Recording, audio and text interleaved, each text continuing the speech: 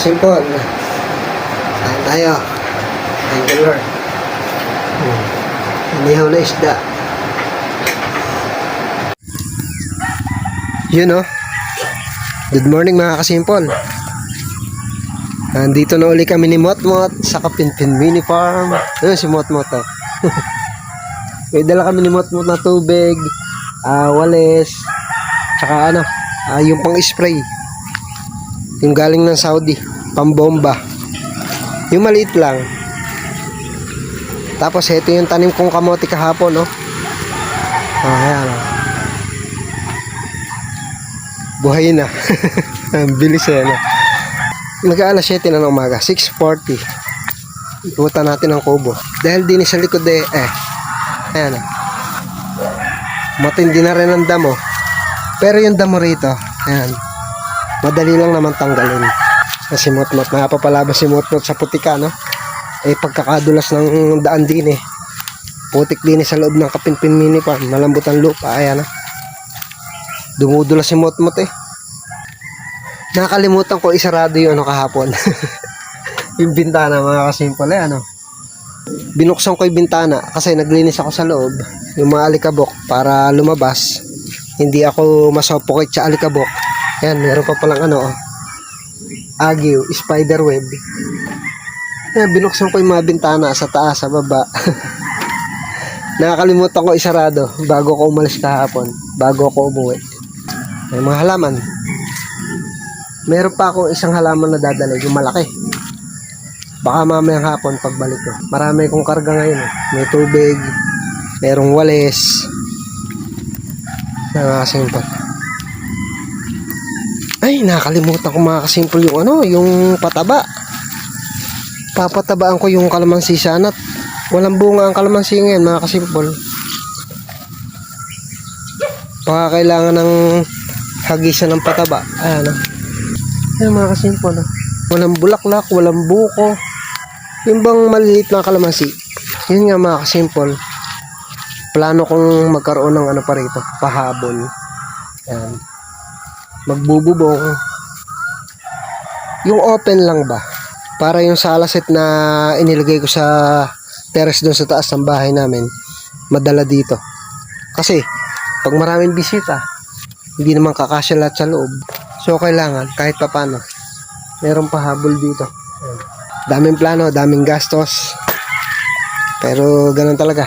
So ayan mga kasimpol, trabaho na para makarami.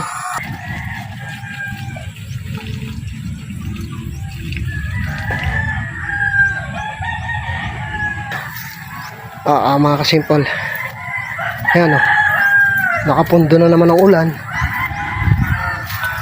Ito mga kasimpol, update tayo sa akin dinadamuhan. Ayan kahapon hanggang dito ako natapos. Ayan, dito sa may pinagtamnan ko ng kamote. Tapos ngayon, ayan, nandun na ako. Walang katapusang pagdadamo to mga kasimpol. Hindi, gawa nga kasi ako nagkasakit mga kasimpol Dapat nakapagtanim na ako dito ng kahit pechay man lang Ayan. Nagkasakit niya ako. Kulang-kulang 1 buwan yata ako hindi nakapunta rin or nasa 3 linggo. Ayan.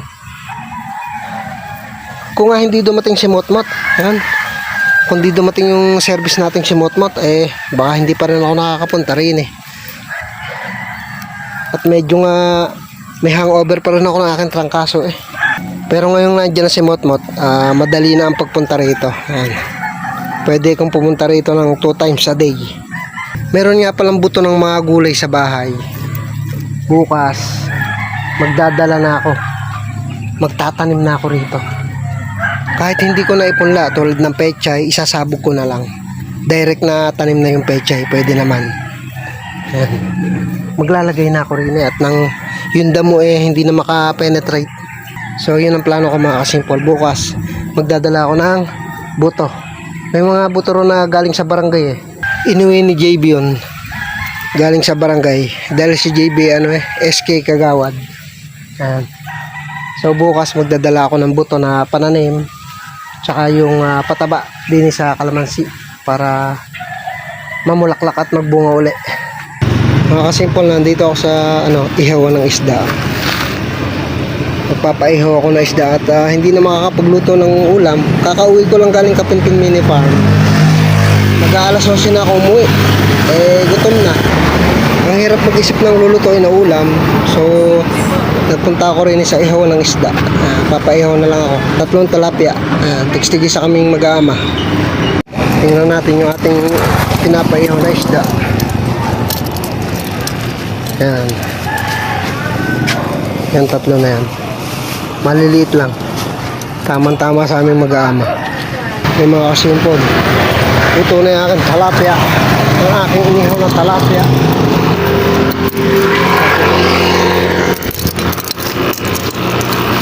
Kasimpod. Sarap nito. Tamang-tama. Gutom na ako ba? Bago din sa pagtatrabaho sa Kapinpin Mini Farm. Mga kasimpod. Kain tayo. Thank you, Lord. Inihaw na isda. Ang sarap.